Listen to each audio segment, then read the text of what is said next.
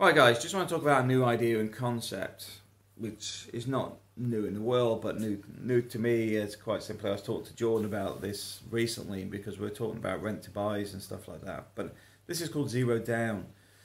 One of the problems people get in the property trap is when they bought something, so, and I'm going to keep this very simple. Say they bought the property at 140,000. They put the 40,000 down as their deposit.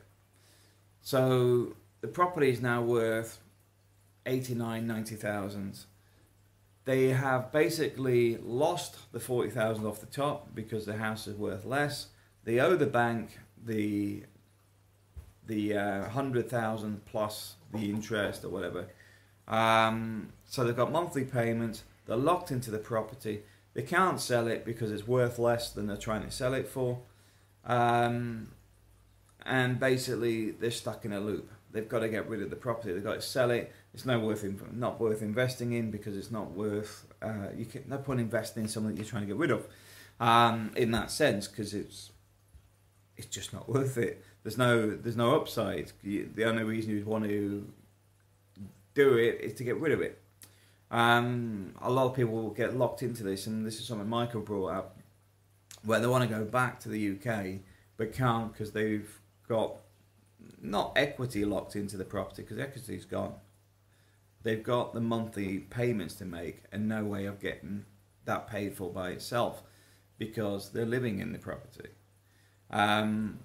Now, zero down may be an option for people where basically somebody like myself that doesn't mind paying a little bit extra on the longer term of the mortgage, because I'll be honest with you, with the amount I pay on a deposit, I could flip that money and make a lot more with it in investments. But at the same time, I go in there, I take over your mortgage, basically. I take the keys, take your mortgage, and you leave the property. Don't get any of your deposit back because basically you lost that when the property devalued, and basically I just take your debt on.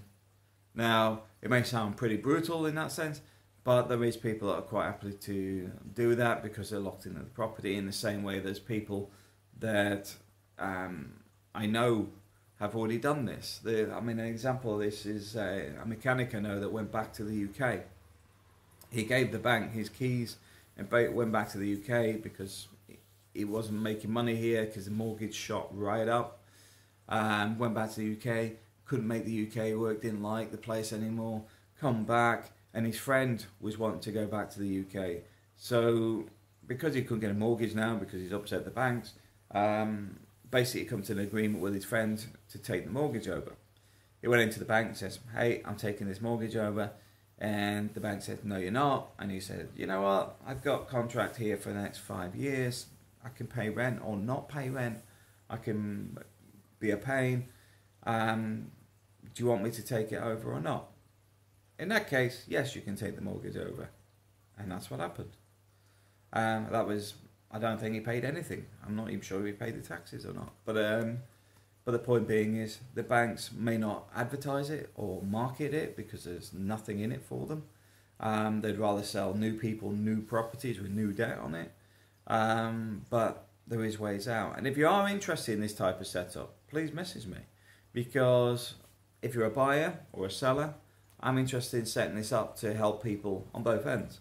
I know it sounds a bit rogue in the sense of people losing their homes in Spain or whatever, but it's not about that. It's quite simply there's a lot of people that just want to get rid of it and go home because they can't get rid of it. This is a solution. Thanks for watching.